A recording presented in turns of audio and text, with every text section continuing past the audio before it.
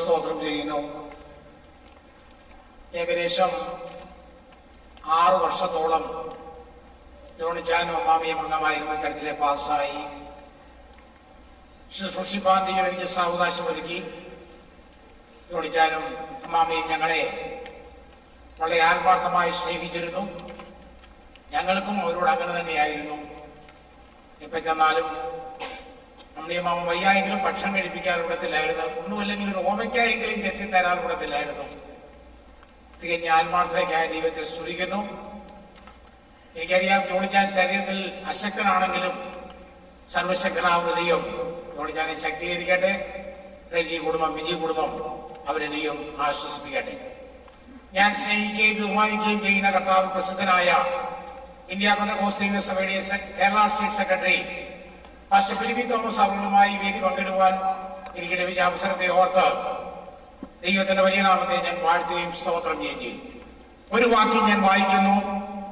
സഭാപ്രസംഗങ്ങളുടെ പുസ്തകം 7-ാം അധ്യായം 8-ാം വാക്യം. ഒരു കാര്യത്തിന്റെ ആരംഭത്തെക്കാൾ അതിന്റെ അവസാനം നല്ലത്. ഒരു മനുഷ്യന്റെയും ജീവിതാരംഭത്തെക്കാൾ ഏറ്റവും നല്ലതാണ് അവന്റെ അവസാനം. എന്റെ മുൻപാകെ സമയമില്ലെങ്കിൽ ഉള്ള സമയത്ത് 2 പേരെ നിങ്ങളുടെ മുൻപാകെ പരിചയപ്പെടുത്തുവാൻ ഞാൻ ആഗ്രഹിക്കുന്നു. ജീവിത ആരംഭം നന്നായിരുന്ന ഒരു ദൈവദാസനെ കുറിച്ച് രാജാക്കന്മാരുടെ പുസ്തകത്തിൽ രേഖപ്പെടുത്തിയിട്ടുണ്ട്. അദ്ദേഹത്തിന്റെ പേരാണ് ശലോമോൻ. ശലോമോൻ ജീവിതാരംഭം വളരെ നന്നായിരുന്നു. ചെറുപ്രായത്തിൽ തന്നെ ദൈവികമായ ജ്ഞാനത്താൽ നിറയപ്പെട്ടു. തന്റെ ജ്ഞാനത്തെ കുറിച്ച് ദൈവത്തിൽ രേഖപ്പെടുത്തിയേക്കുന്നത് അവൻ 3000 സദൃശവാക്യം പറഞ്ഞു. അവന്റെ ഗീതങ്ങൾ 1005. ലെബാനോനിലെ ദേവദാരു മുതൽ ചുവരിന്മേൽ പുലരുന്ന ഈസോപ്പ് വരെയുള്ള വൃക്ഷജാതികളെ കുറിച്ച്, മൃഗം, പക്ഷി, ഇടജാതി, മത്സ്യം എന്നിവയെ കുറിച്ച് അവൻ പ്രസ്താവിച്ചു. ശലോമോന് സമനായവൻ ഉണ്ടായിട്ടില്ല. ശലോമോന് സമനായവൻ ഇനി ഉണ്ടാകയില്ല. ജ്ഞാനം പ്രാപിച്ച് ഒന്നിനൊന്നിന് ഷൈൻ ചെയ്ത് രാജാക്കന്മാരിൽ അഗ്രഗണ്യനായി മുമ്പോട്ട് പോയവനായിരുന്നു ശലോമോൻ. ബൈബിളിലെ ഏറ്റവും നീണ്ട പ്രാർത്ഥന ശലോമോന്റെ. ശലോമോൻ പണിത ദൈവാലയമാണ് ഏറ്റവും വലിയ ദൈവാലയം. സ്വർഗത്തെ ഭൂമിയിൽ കൊണ്ടുവന്നവരാണ് ശലോമോൻ. മുട്ടുമേൽ നിന്ന് കൈമലർത്തി ദൈവത്തോട് പ്രാർത്ഥിച്ച ശേഷം യാഗം കഴിക്കുവാനായി ചിലപ്പോൾ ദൈവത്തിന്റെ ശക്തി ആലയത്തിന്മേൽ ഇറങ്ങി വന്നവരാണ്. സദൃശവാക്യം, സഭാപ്രസംഗി, ഉത്തമഗീതം 3 പുസ്തകങ്ങൾ എഴുതിയവരാണ്. ഞാൻ പറയാതെ സ്കൂളിൽ പോകാത്ത ഒരാളായാലും സദൃശവാക്യം ഒരാൾ വായിച്ച് കേൾപ്പിച്ചാൽ മതി, അവൻ ജ്ഞാനിയാവും. അത്രമാത്രം ജ്ഞാനം നിറഞ്ഞവനായിരുന്നു. നെഹെമ്യാവിന്റെ പുസ്തകത്തിൽ വായിക്കുമ്പോൾ ശലോമോൻ ദൈവത്തിന് പ്രിയനായിരുന്നു. ആരംഭം മുതൽ ഒന്നിനൊന്നിന് ഷൈൻ ചെയ്ത് ഏറ്റവും നല്ല നിലവാരത്തിലെത്തിയവരാണ്. ശേബാരാജ്ഞി പോലും ശലോമോന്റെ ജ്ഞാനം കണ്ടിട്ട് അതിശയിച്ചു പോയി എന്നാണ് വായിക്കുന്നത്.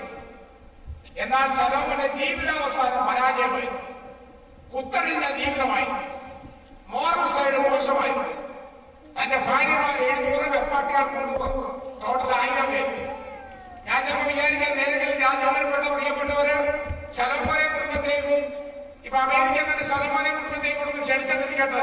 5 ചാർട്ടേഡ് പ്ലെയിൻ വേണം ശലോമോനും ഭാര്യമാരുടെ പിള്ളേർക്കൂടെ വരാൻ. നാട്ടിലാണെങ്കിൽ 4 പ്ലെയിൻ വേണം ശലോമോനും ഭാര്യയ്ക്കും പിള്ളേർക്കൂടെ പോകാൻ. കുത്തഴിഞ്ഞ ജീവിതം ചെയ്തവൻ, ദൈവത്തിന്റെ ആലയം പണിതിട്ട് ദൈവമഹത്വം കണ്ടവൻ, ജാതികൾക്ക് വേണ്ടി കുടിയാലകൾ പണിത് ജീവിതം അവസാനിപ്പിച്ചു. എന്തിന്?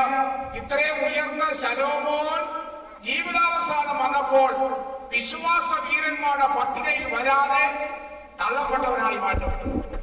ഒരാൾ ജീവിച്ചിരിക്കുമ്പോൾ എത്ര ഉന്നതമായ നിലവാരത്തിൽ വന്നെങ്കിലും അവന്റെ ജീവിതാവസാനം മോശമാണെങ്കിൽ ഒരു പ്രയോജനവുമില്ല എന്ന് ഞാൻ ഓർമ്മിക്കട്ടെ. പ്രിയ അമ്മാമ ദൈവഭക്തിയായി മരിക്കുന്ന സമയത്തും ജോണിച്ചാനോട് അച്ചായ ഞാൻ പോകട്ടെ എന്ന് പറയത്തക്ക രീതിയിൽ, അതും അച്ചായനാണ് ഡ്രൈവ് ചെയ്തപ്പോൾ വേണ്ടവരെ ഡ്രൈവ് ചെയ്യാൻ സാധിക്കാതെ ലേറ്റായിട്ടായിരുന്നു. അച്ചായൻ വരുന്നത് മാനത്തോട് നോക്കി കിടക്കുകയായിരുന്നു. പല ആൾക്ക് കയറി കഴിഞ്ഞപ്പോൾ അച്ചായ പോകുക എന്ന് പറഞ്ഞ് യാത്ര വെച്ച് പോകത്തക്ക രീതിയിൽ നല്ല ഒരു അന്ത്യം ദൈവം അമ്മാവിനെ കൊടുത്തതുകൊണ്ട് ഞാൻ ദൈവത്തെ വാഴ്ത്തും. രണ്ടാമത്തെ ആള് പൗലോസാണ്. ജീവിതാരംഭം മോശമാണ്. ജ്ഞാനിയാണ്. ബർസേൽസ് യൂണിവേഴ്സിറ്റിയിൽ നിന്ന് ഉന്നത ബിരുദം മേടിച്ചവരാണ്. തന്റെ ഭാഷയെ പറഞ്ഞാൽ ദൈവമക്കളെ കൊന്നു മുടിച്ചതിനാൽ അപ്പോസ്തലൻ എന്ന പേരിന് പോലും ശരിയല്ല എന്ന് താൻ പറഞ്ഞു. ജീവിതാരംഭം മോശമായിരുന്നു. ദൈവസഭയ്ക്ക് ഏറ്റവും കൂടുതൽ ദ്രോഹം ചെയ്തവനായിരുന്നു. എന്നാൽ ജീവിതാവസാനം വന്നപ്പോൾ ദൈവസഭയ്ക്ക് നീണ്ട 14 ലേഖനങ്ങൾ എഴുതി തന്ന ദൈവസഭയെ സമ്പുഷ്ടമാക്കിയവൻ, എന്തിന് കച്ചങ്ങളും ദൈവത്തിന് വേണ്ടിയുള്ള ത്യാഗങ്ങളും അനുഭവിച്ചവൻ, തന്റെ ഒടുവിലത്തെ വാദം ഇങ്ങനെയാണ്: ഞാൻ നല്ല പോർ പൊഴുതു, ഓട്ടം തികച്ചു, വിശ്വാസം കാത്തു. ദൈവങ്ങളെ, പൗലോസിന്റെ ജീവിതാരംഭം മോശമായിരുന്നെങ്കിലും അവന്റെ ജീവിതാവസാനം നന്നായിരുന്നു. ശലോമോന്റെ ജീവിതാരംഭം നല്ലതായിരുന്നെങ്കിലും ജീവിതാവസാനം മോശമായിരുന്നു. ഇന്നൊരു ദൂരായി ഞാൻ പറയട്ടെ, ഭൂമിയിൽ ജീവിക്കുവാൻ ദൈവം നമുക്ക് സമയം തന്നു. 4 കാര്യമാണ് വാതിൽക്കൽ നിൽക്കുന്നത്. പാപം വാതിൽക്കൽ നിൽക്കുന്നു, മരണം വാതിൽക്കൽ നിൽക്കുന്നു, ന്യായവിധി വാതിൽക്കൽ നിൽക്കുന്നു, കർത്താവ് വാതിൽക്കൽ നിൽക്കുന്നു. നാളത്തെ നമ്മളിപ്പോ അല്പം കഴിയുമ്പോൾ എല്ലാവരും ലൈൻ നിൽക്കും. ഞാൻ പറയട്ടെ, അമ്മയമ്മാരുടെ ബോഡി കാണുവാനല്ല ലൈൻ നിൽക്കുന്നത്.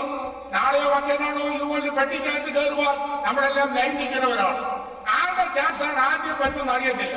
അതുകൊണ്ട് കർത്താവിന്റെ നാമത്തിൽ ഞാൻ പ്രബോധിപ്പിക്കട്ടെ, ജീവിക്കുന്ന ദൈവം തന്ന സമയങ്ങൾ ദൈവഭക്തിയോടുകൂടി കുത്തഴിഞ്ഞ ജീവിതം നയിക്കാതെ വിശുദ്ധമായ ഒരു ജീവിതം നയിക്കുകയാണെങ്കിൽ നല്ലൊരു അംഗം പ്രാപിപ്പാനിടയായിത്തീരും.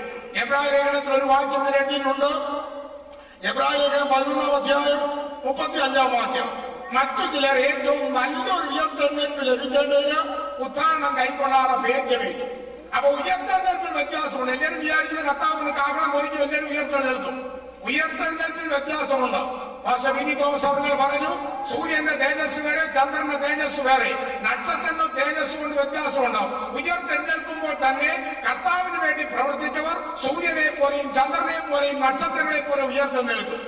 കർത്താവിന് വേണ്ടി ഒന്നും അധ്വാനിക്കാത്തവൻ സൂര്യന്റെ തേജസ്സിന് മിന്നാമിനിക്ക് പോലെ പോയാൽ ആരറിയാനും? ഞാൻ പറയട്ടെ, ഇനി ഈ സമയം നമ്മുടെ മുമ്പിലുണ്ട്. നല്ല ഉയർത്തെഴുന്നേൽപ്പ് ലഭിക്കേണ്ടതിന് വേണ്ടി നമ്മുടെ ആരംഭത്തേക്കാൾ നമ്മുടെ അവസാനം നന്നായിരിക്കാൻ ദൈവമായ കർത്താവ് സഹായിക്കട്ടെ.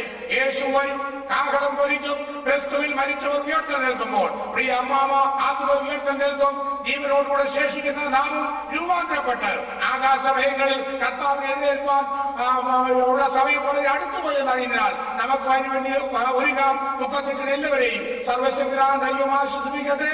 എന്റെയും കുടുംബത്തിന്റെയും ഞാൻ ശുശ്രൂഷിച്ചുകൊണ്ടിരിക്കുന്ന IPC കാൽവരി ചർച്ചിന്റെയും അനുശോചനവും പ്രത്യാശയും അറിയിക്കുന്നു. ദൈവം നമ്മെ അനുഗ്രഹിക്കട്ടെ.